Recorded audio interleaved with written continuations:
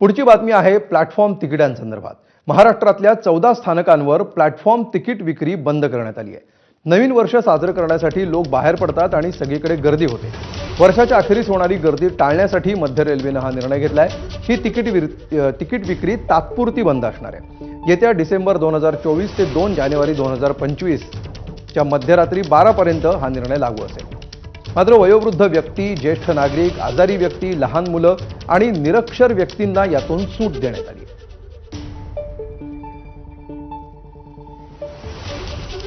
तर अशी कोणतीही 13 स्थानकं आहेत ज्याच्यावर प्लॅटफॉर्म तिकीट विक्री बंद असेल, पाहूया।